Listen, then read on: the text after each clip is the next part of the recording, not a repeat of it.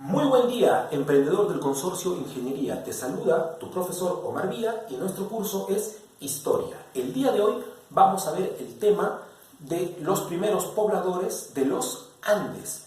Recuerda que en la primera clase habíamos visto cómo el ser humano llega al continente americano, llega a estas tierras, pero ahora nos vamos a situar específicamente en una región de América, que es Sudamérica.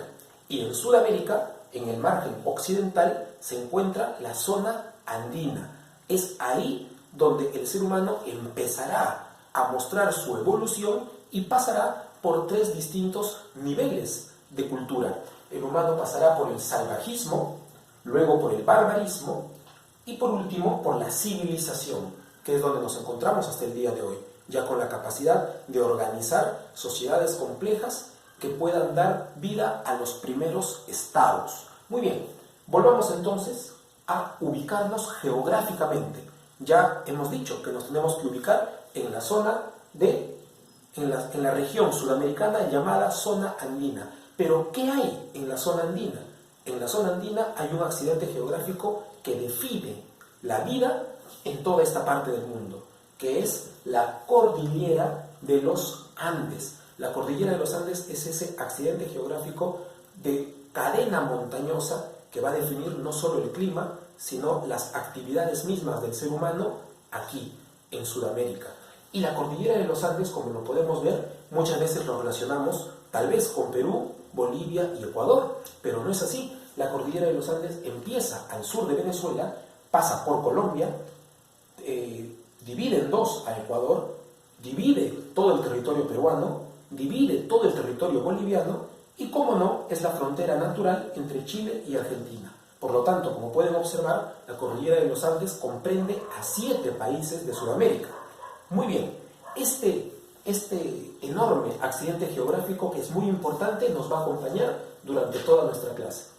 Ahora te pido que, así como nos hemos ubicado geográficamente, nos ubiquemos también temporalmente, es decir, en qué periodo va a suceder todo lo que vamos a hablar el día de hoy. Aproximadamente, porque recuerda tú que no podemos hablar en estas épocas de fechas exactas, aproximadamente nos tenemos que situar entre el 15.000, 14.000 antes de Cristo al 2.000 antes de Cristo.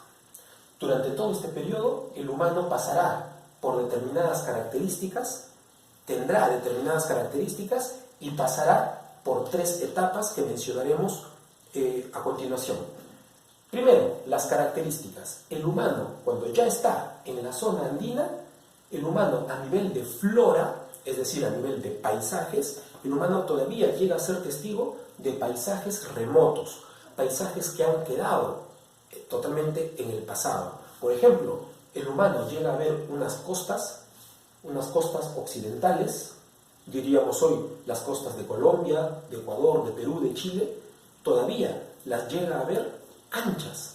Y no solamente las costas son muy anchas, sino que en esta época las costas son muy vegetadas, tienen mucho recurso hídrico. Es en las costas donde están los valles y, por lo tanto, está la mejor calidad de vida. Luego llega a haber una sierra completamente poco productiva, una sierra muy pedregosa, una sierra muy granítica, llena de roca seca. La sierra todavía no ha compuesto los valles con los que cuenta el día de hoy. Y la selva también. La selva es aún seca, no tendrá todavía el clima tropical con el que cuenta el día de hoy. Y a nivel de fauna, es decir, animales, el humano llega a relacionarse con la megafauna, es decir, con animales de un tamaño enorme que para el día de hoy se encuentran extintos. Por ejemplo, el humano llega a enfrentarse cara a cara con el megaterio, que es lo mismo decir el armadillo gigante. El humano llega a enfrentarse contra el esmilodonte, o sea, contra el famoso tigre dientes de sable. Y cómo no, el mayor reto para los humanos en esta época era la caza del mastodonte, conocida en otros puntos del mundo como mamut. Muy bien. Ahora, para ubicarnos en este promedio de 12.000 o 13.000 años, que es un periodo bastante largo, vamos a dividirlo en 3 etapas. El lítico, que se corresponde con el salvajismo. En el lítico el humano será salvaje. El arcaico inferior, que se corresponde con el barbarismo, se le llama a este humano de la etapa del arcaico inferior bárbaro, y el arcaico superior, que se corresponde con la civilización. Es decir, en esta etapa ya el humano llegará a constituir una sociedad, más o menos en términos generales, con la complejidad que existe el día de hoy. Muy bien, empecemos con el lítico. Te pido por favor que, una vez más, imaginemos que estamos entre el 15.000 antes de Cristo al 7.000 antes de Cristo. Es decir, hay un promedio de 8.000 años en que el humano en estado salvaje, sin embargo, comienza a construir sus primeros instrumentos de piedra. Recuerda que la palabra lítico viene de la palabra litos, y litos es piedra.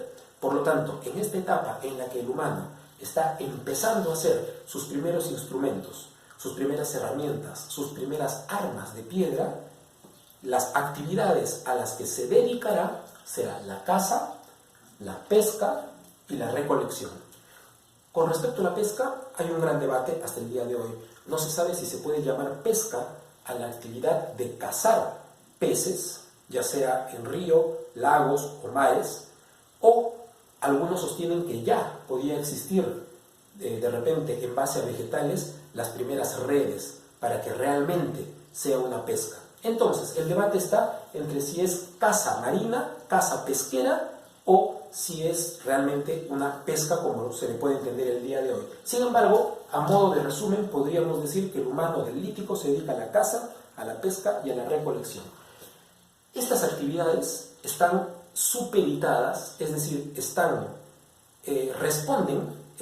obligadas a cambiar con respecto a las estaciones del año. Es decir, el humano no practicará la misma actividad durante todo el año.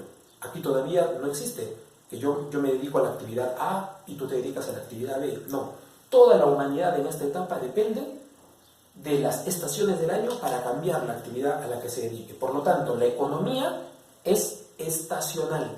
Y si la economía, es decir, las actividades humanas son estacionales, es decir, dependen de las estaciones del año, por lo tanto, toda la humanidad, hombres y mujeres, son nómades. Es decir, necesitan transitar de un lugar a otro, necesitan desplazarse. ¿Para qué? Para buscar cada vez más mejores climas, mejores lugares, donde poder encontrar animales, donde poder encontrar mejor vegetación, etcétera, etcétera. Muy bien, terminado el periodo lítico, empieza el periodo llamado arcaico inferior. Y te pido que nos ubiquemos entre el 7.000 a.C. aproximadamente al 4.000 a.C.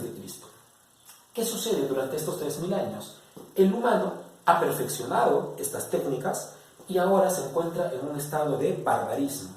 Sin embargo, el humano va a tener que enfrentarse a uno de los mayores retos, que es el climático, porque es en esta etapa en donde el planeta entero comienza a cambiar su temperatura para comenzar a tener la temperatura actual. Es decir, termina la última era del hielo, llamada la glaciación de Wisconsin, y con ella está terminando el Pleistoceno, esa etapa que yo te dije en la clase pasada, que la relacionaras con el frío.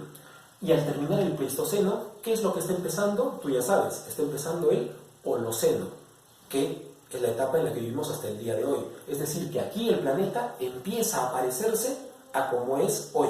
Cambiarán los paisajes y cambiará también la fauna. Y con una flora y con una fauna distintas, el humano también tendrá que empezar a hacer actividades distintas. El humano cada vez más empieza a comprender a la naturaleza. Todos los miles de años de relacionarse con la naturaleza hace que el humano se comience a dar cuenta que existen ciclos naturales. Todavía el humano no dominará la naturaleza, pero al darse cuenta que existen ciclos naturales, el humano ahora esperará y tendrá algunas actividades para que espere la forma en que la naturaleza le va a brindar determinados productos. Por ejemplo, con la horticultura, el humano empezará a cuidar los vegetales, a cuidar la tierra, a abonarla. ¿Para qué? Para que pueda recibir dentro de pocos días, dentro de pocos meses, determinado producto. De repente quiere recibir manzanas, de repente sabe que esta parte de la tierra produce buena cantidad de papa. Bueno, este humano del arcaico inferior todavía no dice, este territorio es mío, pero sí sabe que ahí la tierra le podrá proporcionar el producto que él quiere y por lo tanto tendrá que quedarse por un tiempo mientras espera ese producto. También descubre el pastoreo. Todavía el humano no dice, este rebaño es mío, me pertenece. Aún los animales son libres aquí, pero sí se da cuenta que siguiendo y cuidando a determinada cantidad de animales, si espera un tiempo, esos animales le proporcionarán lo que él quiere, ya sea productos derivados o ya sea de repente los cachorros de esos animales, ¿verdad? Para proporcionarse de alimentos, etc. Entonces, el humano en el arcaico inferior descubre la horticultura, que es un paso previo a la agricultura, y descubre el pastoreo, que es un paso previo a la ganadería. ¿Cómo es el humano en esta etapa? Si el humano ya se dio cuenta que esperando un tiempo la naturaleza, ya sea a nivel de flora o ya sea a nivel de fauna, le va a proporcionar lo que él quiere, por lo tanto el humano se da cuenta que es conveniente quedarse en un lugar, pero por un tiempo. Por lo tanto el humano pasa de ser nómade, completamente nómade, a ser semi-nómade.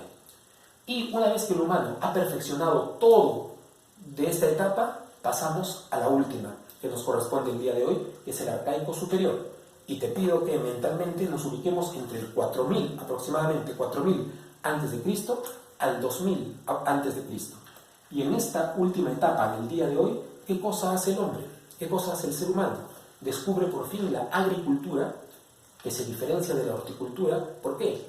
Porque el ser humano con la agricultura ya explota la tierra a como él desea. Ahora la tierra está domesticada y le dará al hombre lo que él quiere, cuando quiere y en la cantidad que quiere. Y lo mismo los animales, ya no solamente los cuidará hasta esperar que se reproduzcan, ahora el humano explotará al reino animal, no solamente para que le proporcione productos cuando él quiere, como él quiere y en la cantidad que quiere, sino que incluso comenzará a mezclarlos genéticamente para obtener cada vez una mejor calidad de raza de determinado animal. Nace la ganadería. Aquí el humano, sobre todo debido a la agricultura, el humano se convierte en sedentario, porque si tú vas a explotar la tierra y tú sabes que la tierra te va a dar determinado producto como consecuencia de tu trabajo, comienzas tú a decir, esta tierra es mía, porque lo que está dando es producto de mi tiempo, es producto de mi esfuerzo, y comienza a nacer las primeras ideas, las primeras nociones de pertenencia, las primeras nociones de territorio propio, y que con el tiempo terminarán siendo incluso las nociones de patria.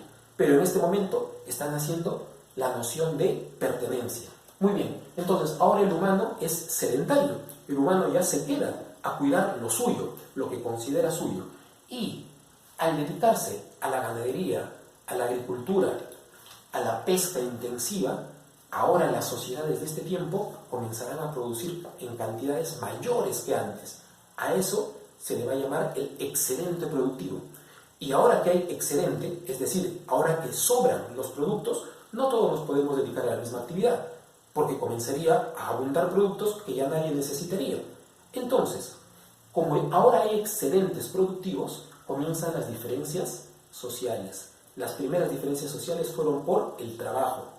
Como ahora hay excedente productivo, no todos podemos ser ni agrícolas ni ganaderos. Comenzarán a nacer quienes se dediquen exclusivamente a ser militares, guerreros. Comenzarán a nacer los que se dediquen exclusivamente a ser sacerdotes, es decir, la guía espiritual de los pueblos. Empezarán a nacer los primeros funcionarios, es decir, lo que hoy podríamos llamar los políticos, ¿verdad? Quienes van a manejar el Estado.